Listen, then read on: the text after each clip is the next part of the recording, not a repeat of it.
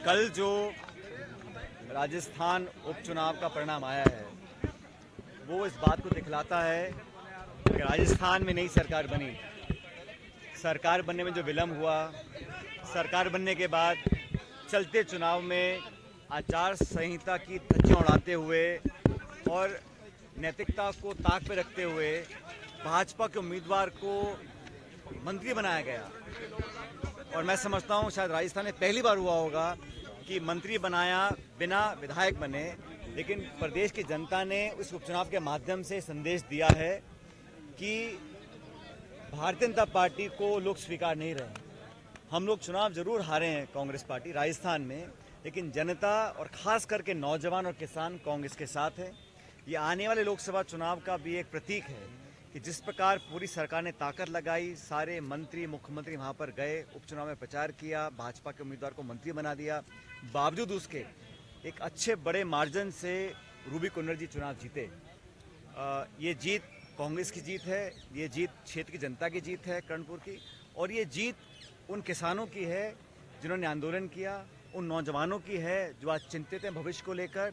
और ये संदेश जयपुर और दिल्ली दोनों के लिए है कि आप जनता के साथ विश्वासघात नहीं कर सकते, जनता को प्रभावित नहीं कर सकते, आप निर्वाचन आयोग और तमाम नैतिकताओं को ताक पे रखकर अपनी राजनीति नहीं कर सकते। तो ये चुनाव का जो परिणाम आया है पूरे देश में संदेश गया है, और मैं बहुत धन्यवाद देना चाहता हूँ उस क्षेत्र के मतदाताओं को, कांग्रेस के कार्यकर्ताओं को, जिन्होंने मिलकर चुनाव लड़ा और एक अच्छे बड़े मार्जिन से कांग्रेस पार्टी की विजय हुई है। और ये मुझे लगता है कि कहीं ना कहीं भाजपा सरकार को अपने गिरबान में झांक कर देखने का भी मौका है कि सरकार बनने के तुरंत बाद इतना करारा झटका जो मिला है ये कोई सामान्य बात नहीं है, और इसका एक सकारात्मक प्रभाव पड़ेगा आने वाले लोकसभा चुनाव के अंदर भी। पायलट साहब, आप राजस्थान के साथ साथ छत्तीसगढ़ के प्रभारी बनाए गए हैं, राष्ट्रीय महासचिव बनाए गए हैं। क्या फोकस आपका राजस्थान से हट जाएगा राष्ट्रीय? देखिए, 14 तारीख को राहुल गांधी जी की भारत जोड़ो न्याय यात्रा चालू हो रही है और ये 14 स्टेट्स में से गुजरेगी। और मणिपुर में शुरुआत क्यों हो रही है? क्योंकि मणिपुर में न्याय नहीं मिला। मणिपुर में इतना लंबा समय हो गया, वहाँ तनाव है, वहाँ हिंसा है, वहाँ शासन नाम की कोई चीज़ नहीं है, लोग पीड़ित हैं, और वहाँ की सुध लेने वाले जो डबल इंजन सरकार के लोग हैं, चाहे मणिपुर के चाहे दिल्ली के, किसी को ना फुर्सत है ना चिंता है। तो राहुल जी और कांग्रेस पार्टी ने इस शुरुआत को जो हम लोग मणिपुर से कर रहे हैं वो बहुत सांकेतिक है और उसके बहुत महत्व हैं। ये भारत जोड़ो न्याय यात्रा है, और मुझे लगता है कि ये मणिपुर से मुंबई जो यात्रा है इसका एक बहुत अच्छा संदेश जाएगा। जो पहली यात्रा थी हमारे राहुल जी की भारत जोड़ो यात्रा, ये इसका दूसरा पार्ट है। और मुझे लगता है कि हम लोगों ने अपना ध्यान केंद्रित किया है जन कल्याण की इश्यूज़ के ऊपर, पब्लिक के इश्यूज़ के ऊपर, और जो प्रदेश और देश के अंदर जो हालात बने हैं उस पर ध्यान फोकस करना चाहते हैं। भारतीय जनता पार्टी चाहती है कि जज्बाती मुद्दों को आगे रखकर राजनीति करें, लेकिन हम लोग, राहुल जी, हम सब मिलकर कोशिश करेंगे कि जनता का दिमाग और ध्यान वापस उन मुद्दों पर लेकर आएँ। किसान के मुद्दे, बेरोजगारी के मुद्दे, लगातार मणिपुर में जो हिंसा हो रही है उस पर नाकाम और बेकाबू तरीके से वहाँ पे माहौल बनता चला जा रहा है, इन सब इशू को लेकर आगे बढ़ेंगे।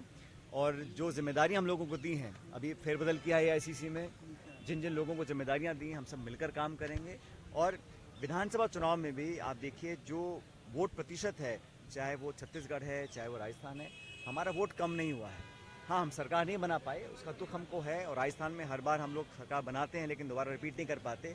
ये भी चिंता का विषय है, इस पर चिंता हम लोग कर रहे हैं, लेकिन लोकसभा चुनाव की पूरी तैयारी हम लोगों की है, और मैं समझता हूं कि बहुत अच्छे परिणाम इस बार इन सभी राज्यों में हमारे आएंगे। भाई साहब, विपक्ष को लेकर के इतनी देरी क्यों हो रही है? विपक्ष को लेकर नेता प्रतिपक्ष को लेकर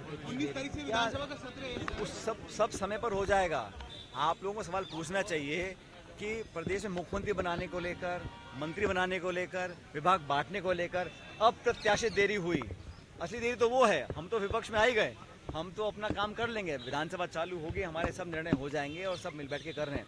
लेकिन सरकार में जो काम अब तक हुआ है, हालांकि अभी सरकार नई बनी है, और पहला काम इन्होंने किया, नौकरियां कम करने का काम किया, योजनाओं के नाम बदलने का काम किया। तो मुझे उम्मीद ये थी कि सरकार बनने के बाद एक सकारात्मक शुरुआत होगी, और हम भी चाहते सरकार को समय दें, अपना काम कर दिखाएं। लेकिन अगर शुरुआत ही ऐसी हो रही है कि नौजवानों के साथ विश्वासघात हो रहा है, उसका सीधा परिणाम आप लोगों ने इस उपचुनाव में देख लिया। इसलिए इसलिए मैं आश्वस्त हूँ कांग्रेस पार्टी का संगठन मजबूती से काम करेगा। जिस राज्य की मुझे जिम्मेदारी दी है वहाँ पर हम लोग सघन दौरे करेंगे, सब लोगों को साथ लेकर चलेंगे और कांग्रेस पार्टी के लिए अच्छे परिणाम आने आपने जहाँ जहाँ दौरे